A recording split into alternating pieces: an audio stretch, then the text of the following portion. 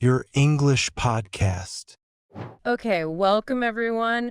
For this deep dive, we're digging into some descriptions we have here, all about a specific podcast. It's called Your English Podcast.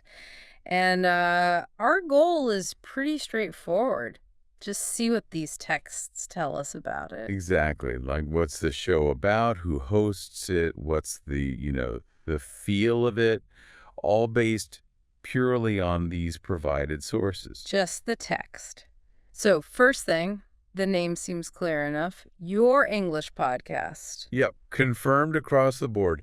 And what's quite interesting, one source actually gives, like, the exact opening line they apparently use or should use. Oh, really? What does it say? It says the show should kick off with, "Hello, everyone. Welcome back to the Your English Podcast, the perfect place to boost your English little by little with each conversation."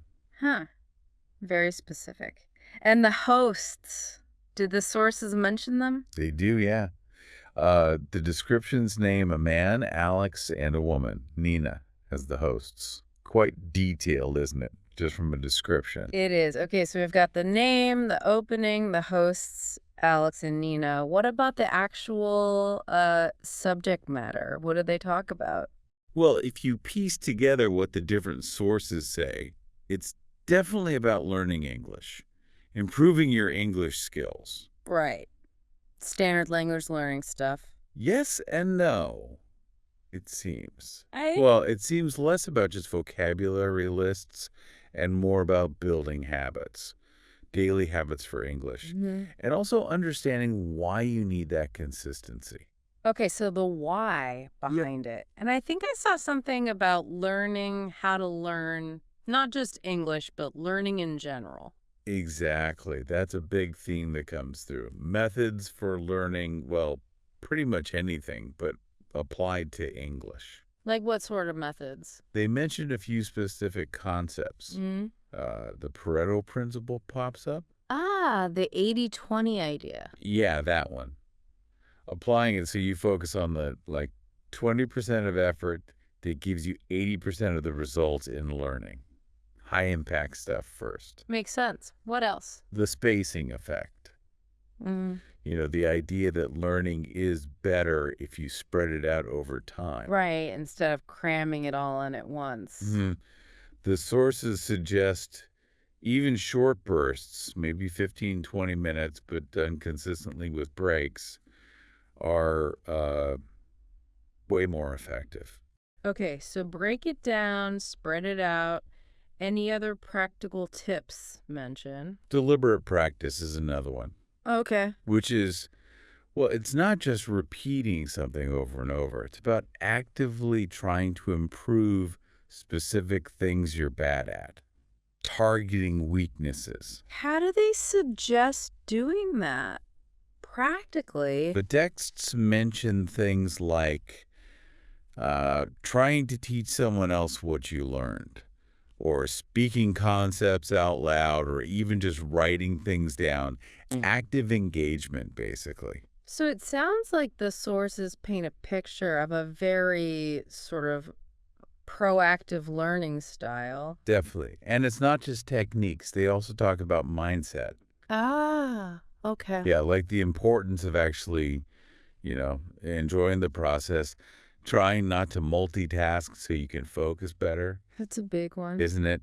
And recognizing how crucial sleep and breaks are for, letting information sink in. Plus, having a growth mindset. Believing you can improve, seeing mistakes as learning opportunities. Yeah. That kind of thing. Precisely. Not seeing them as failures. Got it. So that's the content philosophy.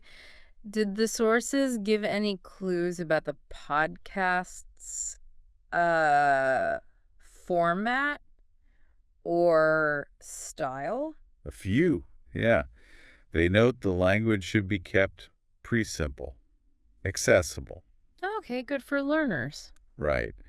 And that the hosts, Alex and Nina, try to interact with the audience, like asking questions during the discussion. And they apparently thank listeners at the end. Standard enough, but noted. And what about structure? I think you mentioned something specific earlier. Oh, yeah, there were some surprisingly concrete points on structure in the descriptions.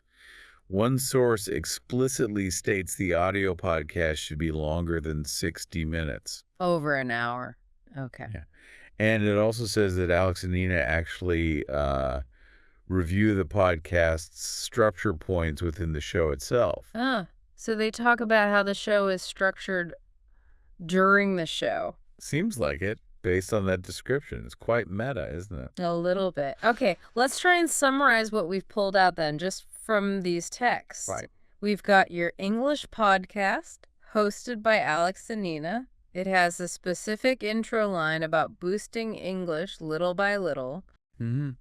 And the core focus is improving English through habits and effective learning strategies like Pareto, spacing, deliberate practice, plus mindset stuff. Right. And format-wise, the descriptions point to keeping the speech simple, encouraging interaction, and aiming for episodes over 60 minutes long. And that detail about them reviewing their own structure points during the podcast. Yeah, I can't forget that one. It's pretty amazing how much of a feel you can get for something just by analyzing these kinds of disruptive texts. It really is. You get the philosophy, the practical advice, even these like specific formatting intentions. A quick snapshot. Definitely gives you that targeted understanding fast. And, thinking about how much these sources emphasize learning how to learn all those principles, it makes you wonder, doesn't it? For you listening, if improving how you learn is apparently so key, how much time do you actually spend on that specific skill? On honing your learning methods versus just studying the topic itself? That's a really good question to chew on. How much time do we invest in the process versus the subject? Something to think about. Well, thanks for joining us on this deep dive. Thanks, everyone.